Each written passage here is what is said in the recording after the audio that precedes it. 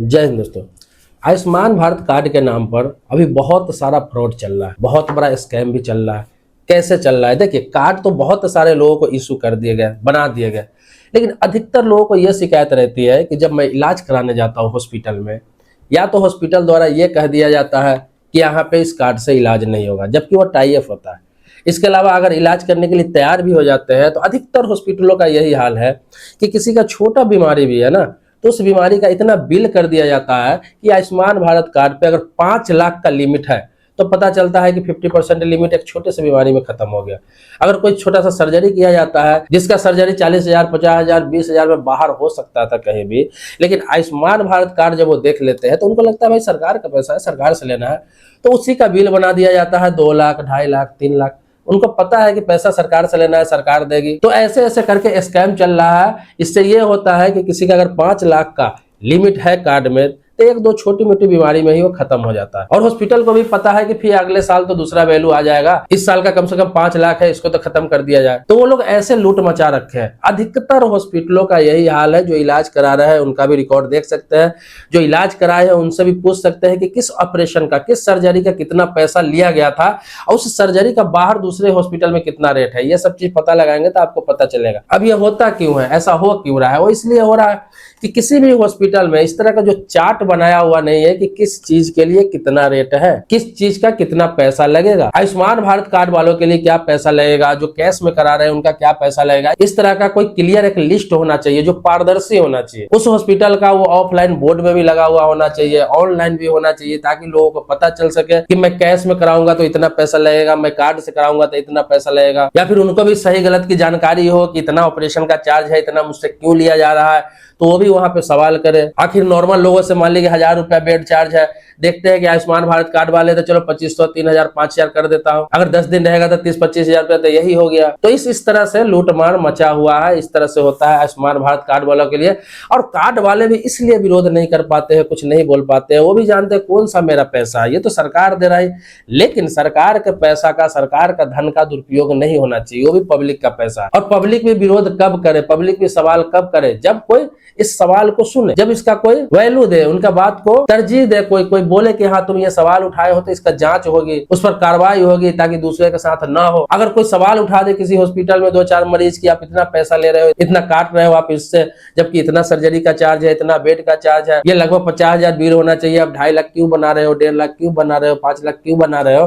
तो वहां पे क्या होता है, अगर 2-4-5 लोग कंप्लेन कर दिया तो हॉस्पिटल अगला मरीज को सीधा मना कर देता है कि मैं कार्ड पे इलाज नहीं करूंगा। अब आयुष्मान भारत कार्ड यहाँ एक्सेप्टेड नहीं है, इस वजह से कोई नहीं बोल पाते, सोचते कि कौन जाएगा इस पर्चे में पढ़ने के लिए। अब 2-4 लोगों के विरोध के कारण पता चलता है कि सैकड़ों लोगों को नुकसान हो जाता है, तो इसलिए कोई विरोध भी नहीं करता है। जबकि आपको बता दूं कि इसके लिए प्रॉपर हेल्पलाइन नंबर जारी किया गया हुआ है, ईमेल जारी किया हुआ है, वेबसाइट जारी किया हुआ है। इसके लिए अलग से ऑफिसेज बने हुए हैं जहां जाके कंप्लेन कर सकते हैं। कंप्लेन करने में कोई बुराई नहीं, कंप्लेन कर सकते हैं। आपको लगता है कि आपके साथ ज्यादती हुई है, आपका कार्ड नहीं एक्सेप्ट किया जा रहा है, जबकि सरकार द्वारा ये मान्यता प्राप्त है, सरकार द्वारा टाई अप है, फिर भी आपको कह रहा है कि कार्ड पे इलाज नहीं होगा, या फिर इलाज भी करा रहे हैं तो अनैतिक रूप से आपका पैसा काटा जा रहा है, पैसा लिया जा रहा है, या फिर आयुष्मान भारत कार्ड वाला समझ के आपके साथ दुर्व्यवहार किया जा रहा है, आपका अच्छा ट्रीटमेंट नहीं दिया जा रहा है, अच्छा व्यवहार नहीं किया जा रहा है अन्य मरीजों की तरह, तो फिर आप कंप्लेन कर सकते हैं। इसका डरने की कोई बात नहीं। आपका वो कार्ड वैलिड रहेगा, उस पर इलाज करना होगा, वो नहीं करेगा कोई और हॉस्पिटल करेगा, लेकिन आपको डरना नहीं है। आपके साथ अगर ऐसा होता है, बहुत सारे लोग ऐसे तो बोलते हैं कि कहाँ कंप्लेन करें, किससे करें, ऐसे हो रहा है वैसे हो रहा है। करिए भाई, सरकार ने अगर कार्ड जारी किया है तो आपको हेल्पलाइन नंबर भी जारी किया है। आपको जानकारी के लिए एक बात बता दूं कि देखिए, आयुष्मान भारत कार्ड उसी का बनता है जो बेचारा गरीबी रेखा से नीचे का व्यक्ति। अब वो गरीबी रेखा से नीचे का व्यक्ति है, उसके लिए 2 लाख, 3 लाख, 4 लाख रुपया बहुत बड़ी बात होती है, बहुत बड़ी बात।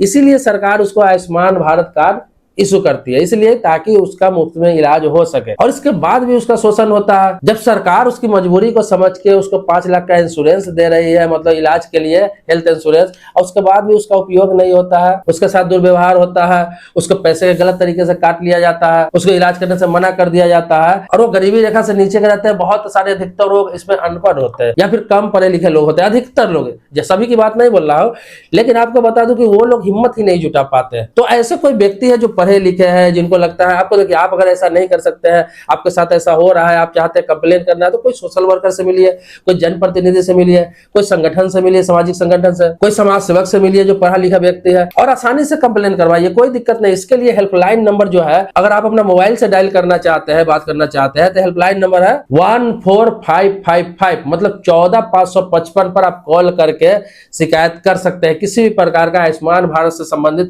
डॉक्टर का शिकायत करना है, हॉस्पिटल का शिकायत करना है, व्यवहार का शिकायत करना है, पैसा का शिकायत करना है, आप डायरेक्ट कर सकते हैं। या फिर आप इलाज करा रहे हैं, अलग से भी कुछ पैसे की डिमांड की जाती है कि 5 रुपए अलग से आप दीजिए घूस के तौर पर, रिश्वत के तौर पर, तो आपका इलाज जल्दी स्टार्ट किया जाएगा, अच्छा से काम किया जाएगा। इसके लिए भी शिकायत कर सकते हैं। इसके अलावा एक और नंबर है 1800111565, मतलब 1800-111-565। इस नंबर पर भी डायल करके आप शिकायत कर सकते हैं। अब ये दोनों जो नंबर मैंने आपको बताया, ये दोनों नंबर 24 घंटा खुला रहता है, मतलब 24 घंटा में कभी भी फोन करके आप कंप्लेन दर्ज करा सकते हैं। कार्रवाई होगा, आपसे हॉस्पिटल का नाम पूछा जाएगा, हॉस्पिटल का एड्रेस पूछा जाएगा, आपसे समस्या पूछा जाएगा, आपके साथ क्या हुआ, आपको सलाह भी दी जाएगी। किसी प्रकार का सलाह चाहते हैं, कुछ जानना चाहते हैं, कुछ पूछना चाहते हैं, किसी प्रकार का सवाल है, वो सारे आयुष्मान भारत कार्ड से संबंधित वहां जानकारी भी ले सकते हैं। ये आयुष्मान भारत कार्ड का ही डिपार्टमेंटल नंबर है। इसके अलावा हर राज्य के अलग अलग नंबर भी जारी किए गए हैं राज्य सरकार के द्वारा, जहां आप कंप्लेन कर सकते हैं। सब राज्य का अलग अलग है, जो बताना संभव नहीं है। इसके लिए आप गूगल पर भी सर्च कर सकते हैं उन नंबरों को अपने स्टेट के लिए। इसके अलावा हर हॉस्पिटल में, जिस हॉस्पिटल में आयुष्मान भारत कार्ड से इलाज होता है, उसमें आयुष्मान हेल्प डेस्क नाम का एक काउंटर भी होता है, जहां पर जाके आप कंप्लेन लिख के दे सकते हैं, जहां पे अपना शिकायत कर सकते हैं, जहां रजिस्टर कर सकते हैं शिकायत। हो सकता है उस हॉस्पिटल वाला से मिला हुआ हो तो कंप्लेन लेते भी है तो कार्रवाई नहीं हो पाती है। तो आपको जो बताया उस नंबर पर करें, या फिर ईमेल आपको दे रहा हूं, ईमेल पर भी लिखित तौर पर आप भेज सकते हैं, grievance@pmjay.gov.in। इस मेल पे भी आप मेल कर सकते हैं, अपना शिकायत टोटल लिख के मेल करेंगे तो आपको मेल द्वारा ही सूचित किया जाएगा, आपसे जानकारी ली जाएगी। इसके अलावा आपको बता दूं कि आप अपने मोबाइल के द्वारा या लैपटॉप के द्वारा या फिर सीएससी सेंटर के द्वारा कहीं से भी आप उसके वेबसाइट पर भी जाके कंप्लेन कर सकते हैं। तो वेबसाइट है mera.pmjay.gov.in। उसको क्लिक करना है, उसमें ग्रीवेंस सेक्शन पे जाना है और वहां पे अपना शिकायत दर्ज करना है आपका सारा, और वहां पे आपको सेंड कर देना है, सबमिट कर देना है।